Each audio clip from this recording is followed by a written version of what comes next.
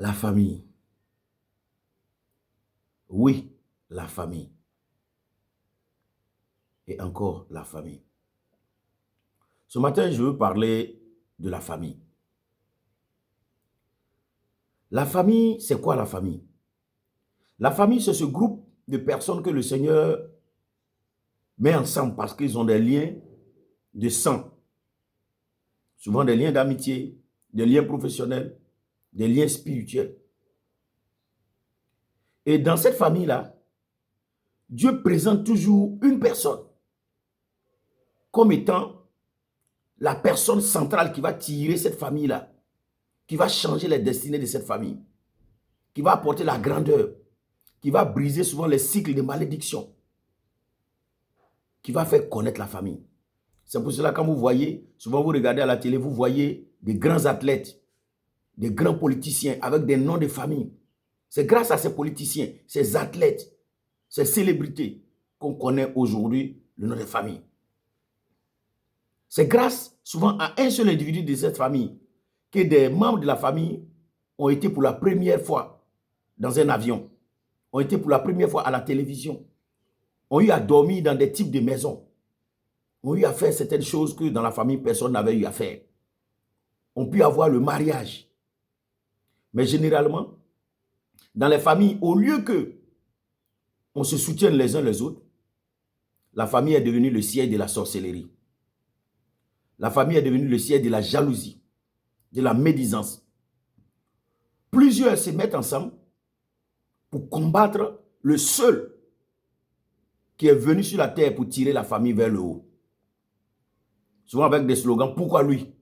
C'est que nous tous, on va rester dans la pauvreté ici. Nous tous, on va rester, on ne va pas se marier. Nous tous, on sera ici.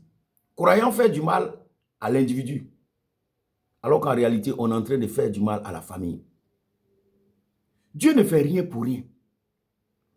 Dieu a créé la famille et l'a rendue importante. Parce que lorsque nous sommes ensemble, nous devenons forts. Donc Dieu voudrait que nous tous, nous mettons nos efforts, nous conjuguons nos efforts pour aider une personne à devenir cette étoile. Nous tous, nous allons profiter. Mais si tu veux, aujourd'hui, il faut avoir ton projet. Dans ta famille, on va te combattre pour le projet. Il faut avoir un talent. Ils vont combattre ton talent. Ce sont les gens de dehors qui vont venir te soutenir.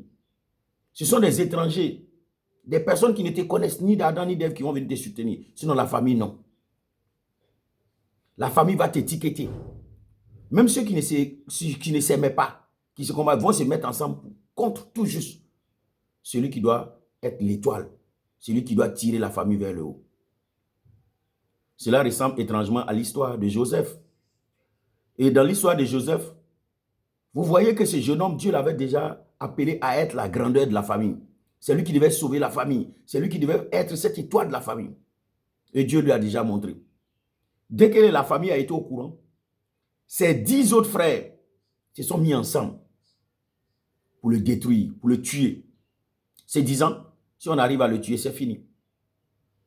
Ses 10 autres frères, pas jalousie, pas méchanceté, mais sans se rendre compte qu'en détruisant Joseph, ils étaient en train de détruire eux-mêmes leur propre famille. Parce qu'une famine devait venir dans le pays et toute la famille devait mourir de faim.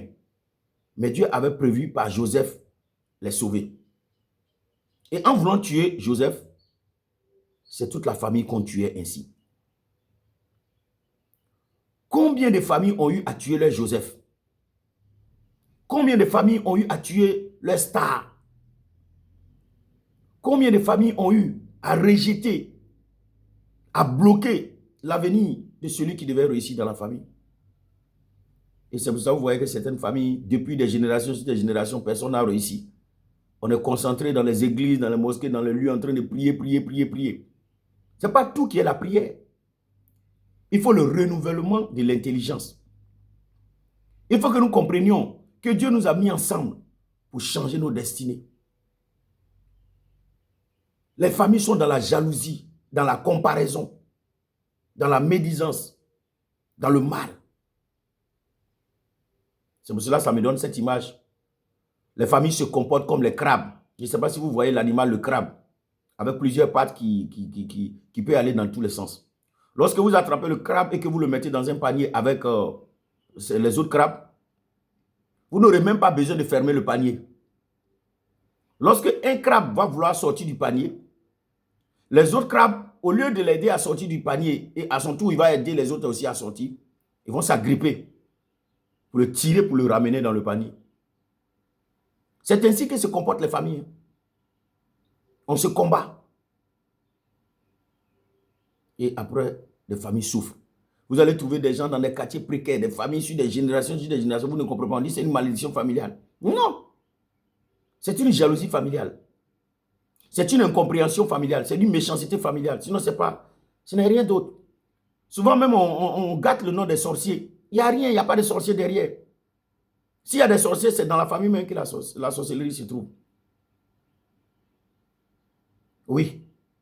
La famille, c'est vrai, elle peut être des saints, mais il y a aussi des familles spirituelles.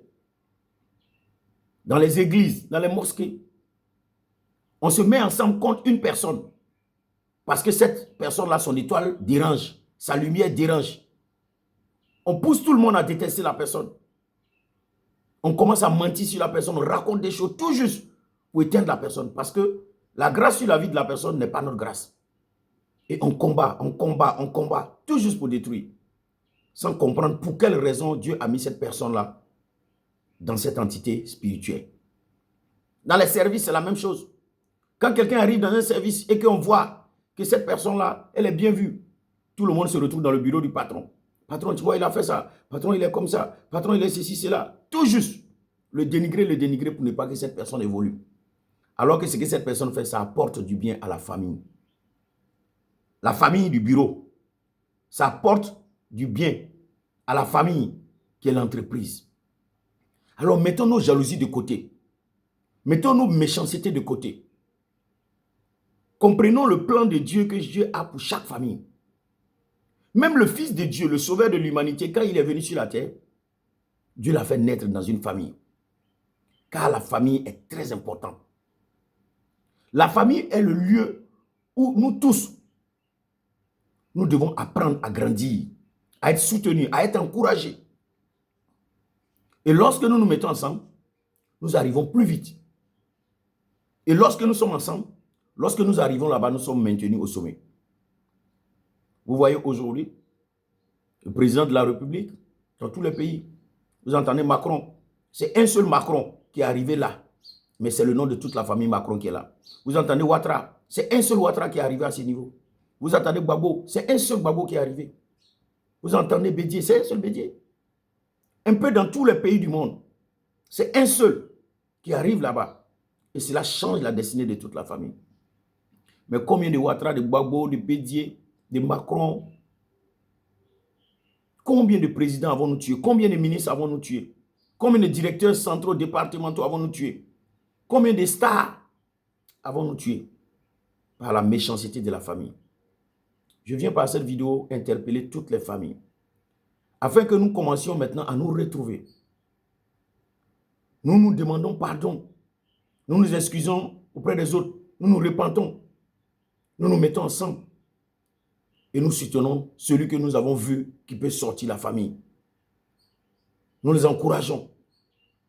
Et même si l'étoile n'a pas été vue de notre génération, les générations futures ne resteront pas dans cette souffrance. Je prie que Dieu vous bénisse. Je prie que Dieu se révèle à nous. Je prie que sa grâce soit sur nos vies. Je prie que tout ce qui était cycle, qui faisait que des familles restaient en train de patauger dans la boue, cela s'arrête maintenant. Je prie et je prophétise qu'à partir de cette vidéo, que des grâces surabondent dans les familles, que des malédictions qui tournaient dans les familles par la jalousie des uns et des autres s'arrêtent et que les familles se regardent maintenant avec des défis de sortie du puits, des défis de sortie de la pauvreté, de la méchanceté, des cycles de non-mariage, de non-accomplissement, et que tes familles deviennent maintenant des étoiles, et qu'en ce moment, tout le monde pourra s'asseoir pour dire Dieu a fait. Que Dieu vous bénisse, que Dieu vous bénisse, que Dieu vous bénisse, que Dieu étende sa grâce sur vos vies. Merci beaucoup. Shalom chez vous. Au nom de Jésus, j'ai prié. Amen.